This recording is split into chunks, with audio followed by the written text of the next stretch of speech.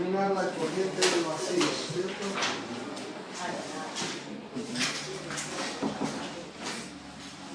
Entonces, la corriente de vacío y cero la habíamos determinado a través de sus componentes, ¿verdad? La corriente histerética al cuadrado más la corriente magnetizante al cuadrado. ¿Está?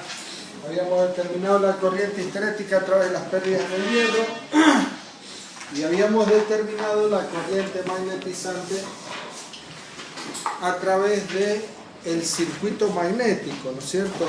Con el flujo y la reluctancia, ¿verdad? Habíamos determinado. Entonces, este ejercicio nos hace visualizar dos cosas. Nos hace visualizar esas componentes que tienen la corriente de vacío.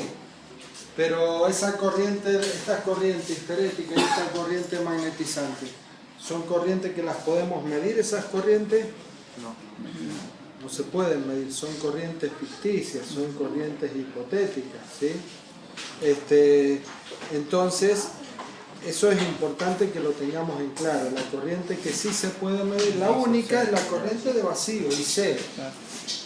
Bien, entonces el punto A ya lo habíamos determinado a través de las componentes. En el punto B nos dice que determinemos la corriente en el devanado primario. O sea, nos está pidiendo que calculemos la corriente I1. Cuando el transformador alimenta con la corriente nominal una carga inductiva con factor de potencia coseno phi 0,9. Entonces, la corriente I1, ¿cuándo? Cuando tenemos la I2, ¿sí? I2 es igual a la I nominal, ¿sí? Igual a la I nominal del secundario.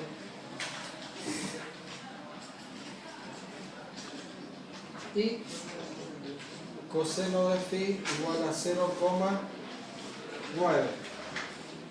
Inductivo. Bien.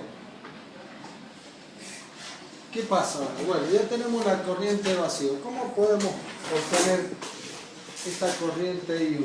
Fíjense, la forma más simple, más rápida, es a través nos podemos dar cuenta a través del diagrama vectorial. En el diagrama vectorial tenemos la corriente, acá vamos a poner el flujo, y acá teníamos la corriente de vacío y cero con sus dos componentes. Esta era la corriente magnetizante,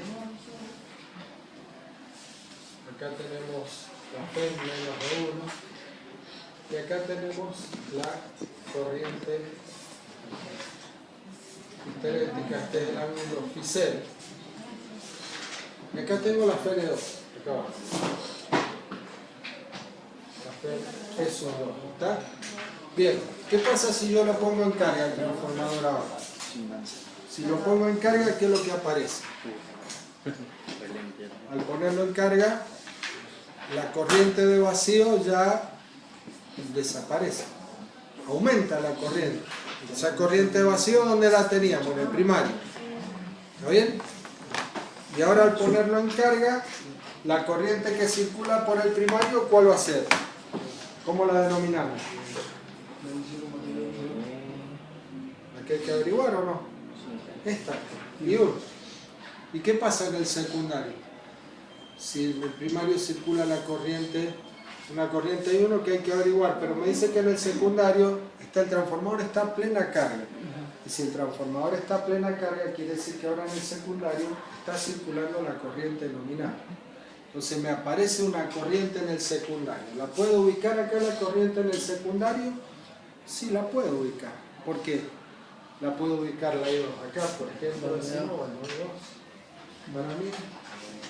Esto lógicamente, esto no está en carga. Acá tendríamos que poner la Fn2 muchísimo más grande, pero esto es un diagrama que no lo hacemos a escala. Este ángulo que está acá, ¿qué ángulo es ese? Ese es el ángulo phi. Y lo pongo con respecto a la Fn2. Y porque la tensión U2 va a estar ahí casi superpuesta con la Fn2. Y la Fe1 va a estar casi superpuesta con la tensión U1. ¿No es cierto? ¿Sí? Bueno, entonces ahora, ¿qué es lo que pasa con esa corriente I2? En el circuito equivalente reducido a la malla del primario. ¿En qué se transforma la corriente I sub 2? I sub 2, 1, ¿cierto? Bien. Y esa corriente del secundario referida a la malla del primario, supongamos que va a ser esta. I2, 1. ¿Verdad? Bien. ¿Y la corriente del primario cuál es? I0 más 1. Claro, es la composición de I0 más I2, 1. Cuando el transformador entra en carga, ¿qué pasa? Y la corriente de vacío, dijimos, aumenta. ¿A qué valor aumenta? A I1 aumenta. ¿Y por qué motivo aumenta I1? Y porque aparece esta corriente secundaria referida a la malla del primario. Esto que está acá es la corriente I1. Y este que está acá es el ángulo I1. Y este ángulo que está acá es el ángulo Φ también, ¿no es cierto? ¿Está bien? Entonces, esta F, vuelvo a repetir, esto nunca se hace, nunca lo hacemos a escala, siempre lo hacemos de forma tal de visualizar los vectores y de poder observar el fenómeno que está sucediendo. Bueno, por lo tanto, ¿qué es lo que puedo hacer? Ahí, si yo encuentro I2,1, ¿y cómo encuentro I2,1? Para hallar I2,1, ¿qué es lo que tengo que encontrar primero? I2, ¿no es cierto? I2. ¿Y cómo obtengo la corriente I2? ¿Qué datos teníamos del transformador? Fíjense. La relación... ¿Ah? No tenemos la relación. Tenemos la potencia aparente. ¿Cuánto era el transformador? 80 volamperes. ¿Ah? 80 volamperes. Teníamos ese que era de 80 volamperes, ¿no es cierto? ¿Qué más teníamos? ¿Las tensiones estaban? 230, 115 la relación. 230. 115. Ahí sería 115 porque es secundario. 115 voltios, ¿no es cierto? Sí. Claro. 230, 115 voltios. Entonces yo con esos datos, ¿puedo calcular la corriente I2? La puedo calcular, ¿no es cierto? La espejo de la potencia aparente, que es igual la potencia aparente. Es la tensión por intensidad, ¿no es cierto? La potencia aparente de un transformador, la tensión del primario por la corriente del primario o la tensión del secundario por la corriente del secundario, ¿verdad? O sea que acá S va a ser igual a U2 por I2. Entonces yo puedo obtener el valor de I2. Claro, ¿cuánto vale U2? Esta I2, estamos hablando de un transformador monofásico, ¿no? Cuidado con esto porque por ahí después todo esto hay que aplicarlo a un transformador trifásico y aparece la raíz de 3, ¿no? Bien, entonces en este caso va a ser la potencia aparente sobre la tensión 2. O sea, son los 80 volamperes, dividido los 115 voltios. Y ahí tengo la I2. Pero este sería el módulo de I2, ¿no es cierto? ¿Cuánto les queda? 80 dividido 115. 0,7. 0,7 amperes. Bueno, y la corriente I2, ¿verdad? Fíjense, la voy a obtener ahora vector, pongo I2, vector. ¿Por qué? Porque luego quiero obtener el vector I2,1. ¿Por qué? Y porque sumado a la corriente de vacío I0, voy a poder obtener la corriente del primario. ¿Me explico? ¿Cómo está encaminado, ¿no es cierto? Si yo ya tengo I2, pero tengo el módulo de I2, acabo de calcular el módulo, ahora quiero poner el vector. ¿Por qué? Porque luego ese vector lo voy a referir al primario. Entonces voy a tener el vector I2,1 ya referido al primario. Y como tengo la corriente I0, que ya la calculé en el apartado anterior, sumando esos dos vectores voy a obtener la corriente I1, el módulo y ángulo. ¿Está bien? O sea, de la forma así. Esto también se puede hacer a través de la regulación, pero ya vamos a ver otros ejercicios más adelante en donde aplicamos el concepto de regulación para poder calcular la corriente del primario. Bueno, entonces ahora I2 va a ser 0,7 amperes, ¿verdad? ¿Y el ángulo? 0,9. Ah, el arco coseno de 0,9, ¿no es cierto? ¿Cuánto sería eso? 25,8. ¿Cuánto? 25,8. 25,8. ¿Está bien eso?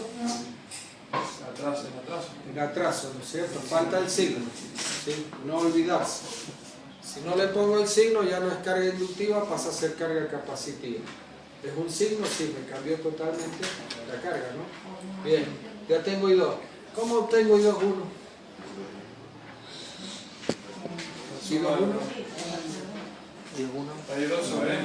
¿Cómo se referían los parámetros del secundario a la malla del primario? Con la relación de transformación, ¿no es cierto? Acá está 2 la relación de transformación, está dada la relación de transformación. Entonces, tenemos que, si eran impedancias, resistencias o reactancias, para referir la malla del primario, teníamos que reactancia X2, R2, para transformarla en R21.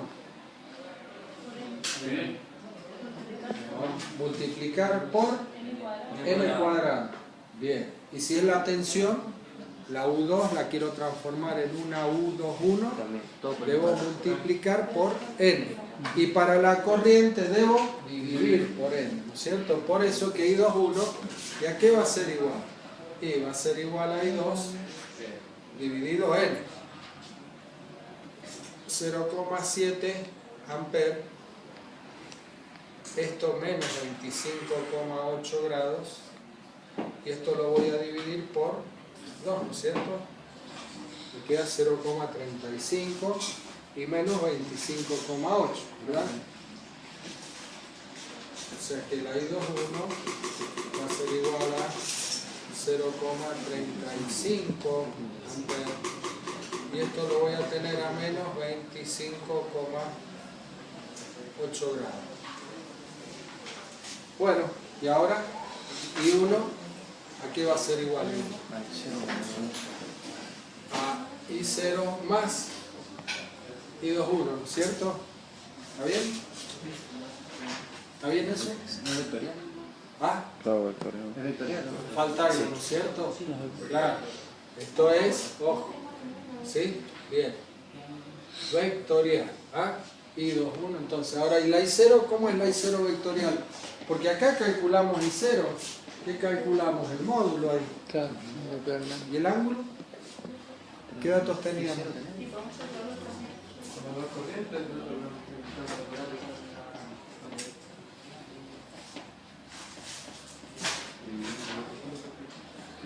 Bueno, no está el ángulo, pero ¿lo podemos determinar o no? ¿Ah? ¿Cómo lo sacamos? Con trigonometría, con Claro, acá directamente decir el ángulo es este, ¿no? Φ0, ¿verdad? O sea, fíjense, el ángulo Φ, este que está acá, ya tengo el I2, 1 y lo tengo ubicado en módulo y ángulo, me dice menos 25,8, quiere decir que ahora con respecto, la referencia es esta, ¿no? Entonces menos 25,8, quiere decir que este ángulo también tengo que ponerlo ahora tomando la misma referencia. Cuidado.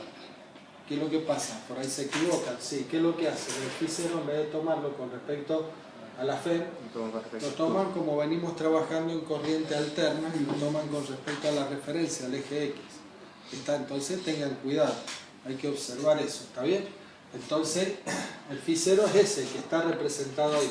Entonces, lo saco a través de la tangente, pero la tangente para nosotros ahora va a ser la corriente magnetizante sobre la corriente histerética.